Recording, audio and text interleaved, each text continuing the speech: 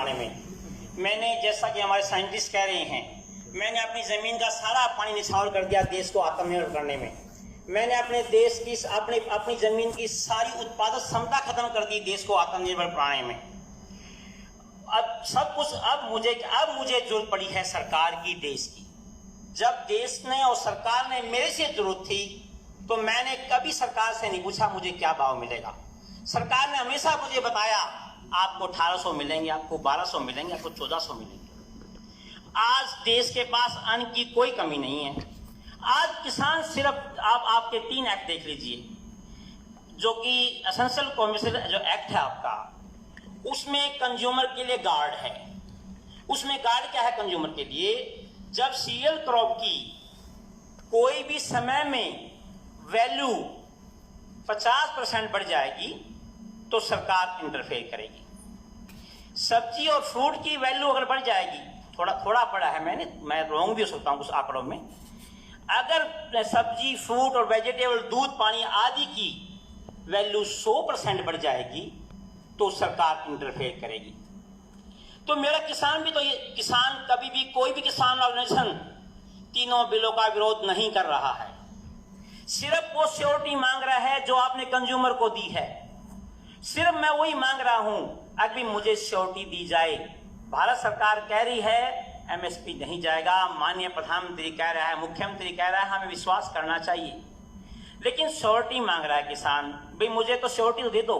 रही बात सरदाना जी की, मैं सरदाना जी से पूछना चाहता हूं कि वेजिटेबल्स और फ्रूट्स जो हैं, ठीक है उगाओ, हमें क्या पड़ी हम क्यों उगाएं, हमें वो भाव तो, हमें वो आमदनी तो मिले। ये सारी दुनिया पैसे की बात समझती है। अगर आपकी जेब में सब्जी बेचने से पैसा गेहूं और धान से आओगा तो बोले कुत्ते ने नहीं पाल रखा हूं मैं सब्जी और गेहूं और वो लगाऊंगा। तो इन चीजों पर ये सेफ गार्ड मांग रहे हैं। कोई अगर मान ले क्यों आप किसान को अगर ये मिल गया कि भाई सब्जी लगाने में या दूध बेचने में या मछली पालन में या मुर्गी फार्म में पैसा ज्यादा है तो सरकार की एमएसपी कोई नहीं मांगेगा। क्या जरूरत है मांगने की एमएसपी? तो मैं हाथ जोड़ के निवेदन करता हूं, हम तीनों एक्ट के साथ खड़े हैं, सरकार के साथ काम करने के तैयार बैठे हैं। इतना ये जो नदी चल रही है ना, जिस पे हमें चलाया है, जिस रोड पर सरकार ने हमारी 4 पुश्तों को चलाया है, वो हमारे खून में रम चुकी है। उसके पैरेलल नदी बनाओ आप, नदी को मत रोको, उसके पैरेलल नदी बनाओ आप। मुझे भाव दो, मेरी सब्जियों को, मुझे मार्केटिंग के गुण सिखाओ, मैं अपने आप छोड़ दूंगा इन चीजों को। प्लीज इस बात पर ध्यान दीजिए, क्योंकि अभी मेरे सरदाना जी की बातों से ही 3 बातें विरोधाभासी हो गई। इनकी बातों से, इनके स्पीच के अंदर ही पहले ये कह रहे हैं अनाज रखने की जगह नहीं है, लास्ट में ये कहते हैं 30 साल के बाद कुछ नहीं रहेगा। मैं ये कहता हूं इसका मतलब वो कंपनियां सोच रही हैं कि 30 साल के बाद कुछ नहीं रहेगा, इन किसानों ने पहले पटा लो, इनसे जमीन छीन लो।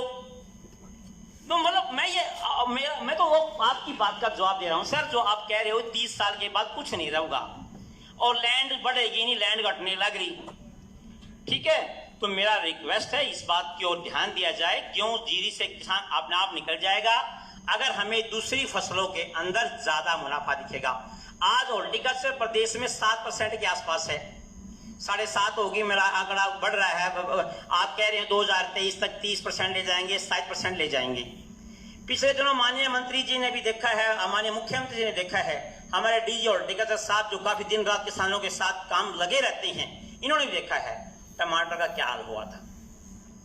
अगर हॉर्टिकल्चर क्रॉप इस तरह से बढ़ेगी तो उसको खपाने के लिए भी जगह चाहिए, उसकी कंजप्शन भी चाहिए।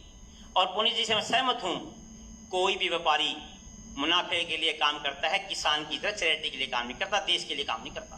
पहले कंपनी के लिए काम करेगा, वो उसका मैनेजर कंपनी के लिए काम करेगा, देश के लिए काम करेगा। किसान देश के लिए काम कर रहा है, मैंने सरप्लस कर दिया देश। तो मैं आपसे हाथ जोड़े कहता हूं, कोई विरोध नहीं कर रहा, कोई विरोध नहीं कर रहा। जब माननीय मंत्री जी, मुख्यमंत्री जी, प्रधानमंत्री जी कह रहे हैं एमएसपी खत्म नहीं होगी, जब लाला खूबी नू कह रहा है अगर मंगू ने 500 देने, मेरे मंगू भी कह रहा 500 देने मना है, फिर खत्म में की जवाब भाई बसाइन करने में क्या दिक्कत है? जब दोनों पार्टी मान रही है कि हमने 500 देने, किसान भी कह रहा 500 देने मन है, लाला भी कह रहा 500 लेने, फिर जब लेन देन पर दोनों सहमत हैं, इसको मूछ की लड़ाई न बना जाए। माननीय प्रधानमंत्री के सामने भी निवेदन किया जाए, हाथ जोड़ के प्रार्थना आपसे, आप हमारे प्रदेश के नुमाइंदे हो, हमारे देवता समान हो हमारे लिए, और आपकी ईमानदारी पर और मंत्री जी की निष्ठा पर किसी को कोई संदेह भी नहीं होना चाहिए। लेकिन फिर भी ये बच्चे आपके, इनके मन में संशय है, संशय नहीं, पक्की संशय है, ये झूठी संशय नहीं है, क्योंकि कॉर्पोरेट कभी किसी के देश की भलाई के काम करता, पहले कंपनी फिर देश, किसान के लिए पहले देश फिर अपना। धन्यवाद जी।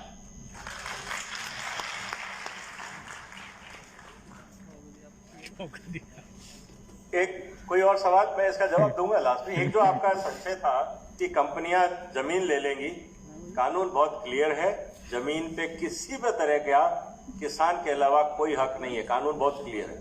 तो मैंने ऐसा कुछ नहीं कहा कि कंपनियां जमीन ले लेंगी, तो कृपया उस गलतफहमी से बाहर आ जाएं।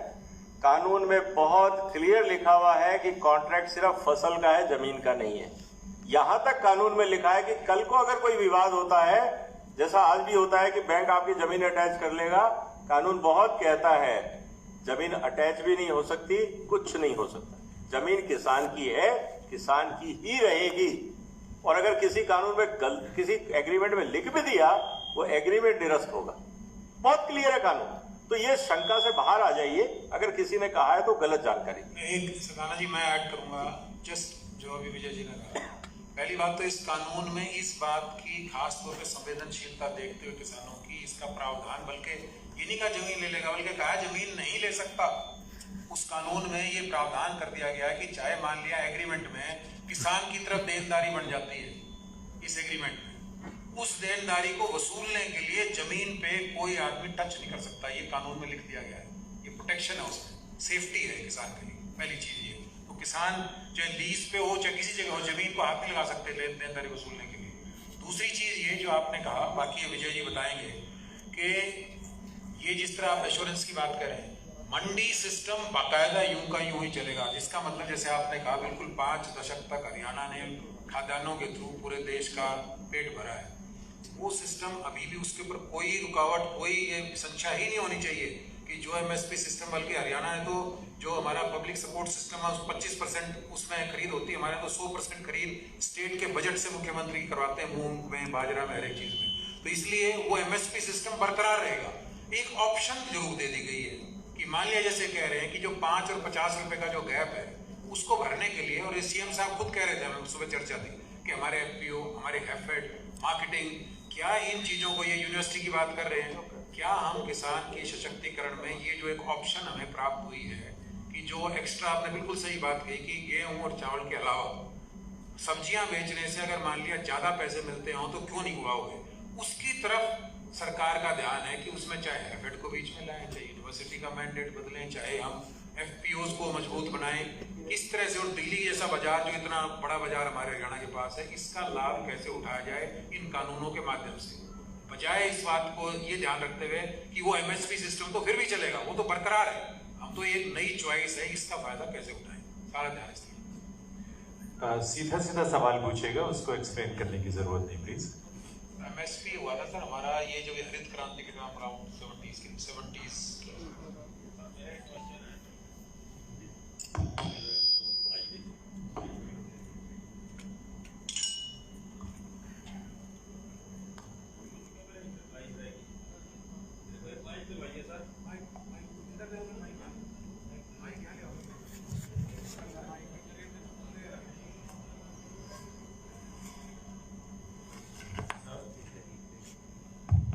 सर मेरा एक छोटा सा सवाल है कि जो खाद्यान्न सामान है, सर मैं साहब सिंह नवाज, चेयरमैन एफपीओ इंद्री, बोल भी चुका था, लेकिन एक लाइन मेरी रह गई थी। खाद्यान्न की कोई भी वस्तु सरकार इम्पोर्ट ना करे। अब हम मल्टीनेशनल कंपनी के साथ चिप्स का मुकाबला नहीं कर सकते, उसकी ऐड हेमामालिनी नहीं करती है, हमारा ऐड करने का क्यों नहीं है। तो मेरा एक सीधा सा सवाल है कि कोई भी खाद्यान्न वस्तु इतनी डिफरेंट क्लाइमेट कंडीशंस होते हुए भी मंगाए, हमारे लिए शर्म की बात है, और के लिए नहीं, किसान के लिए शर्म की बात है। हम वो तैयार करके देंगे, चाहे अचार, पापड़, चटनी, मुरब्बा, शरबा कुछ भी रहे हो, हम तैयार करने के लिए तैयार है, बशर्ते हम मल्टीनेशनल कंपनी का मुकाबला नहीं कर पाएंगे। बकाया रह गई थी, इसको बहुत बारीकी से नोट करिएगा। और हमारे अंदर सामर्थ्य है जवाब कि हम हर चीज उसकी पैदावार कर सकते हैं सर, चाहे वो आलू का चिप्स हो, आलू फ्राइड फिंगर हो, उल्टा साहब सिंह जी देता हूं, ये बहुत बड़ी गलत फहमी है हम लोगों की कि एडवर्टाइजमेंट के बगैर माल नहीं बिकता। ये बहुत बड़ी हम सबको गलत फहमी हो गई। मैंने तेल की कंपनी लगाई थी, तेल में तो कोई रॉकेट साइंस नहीं है, हर आदमी तेल बगा रहा है। मैंने सिर्फ एक काम किया था अपनी कंपनी में, दुनिया का सबसे शुद्ध प्योर तेल मैं दूंगा, मुझे नहीं पता पड़ोसी क्या कर रहा है। पहली बात, जिसको शक है कि मेरे तेल में गड़बड़ है, मेरी फैक्ट्री खुली है, चाहे व्यापारी आए, कस्टमर आए, आके देख ले मैं काम कैसे कर रहा हूं। ट्रांसपेरेंसी।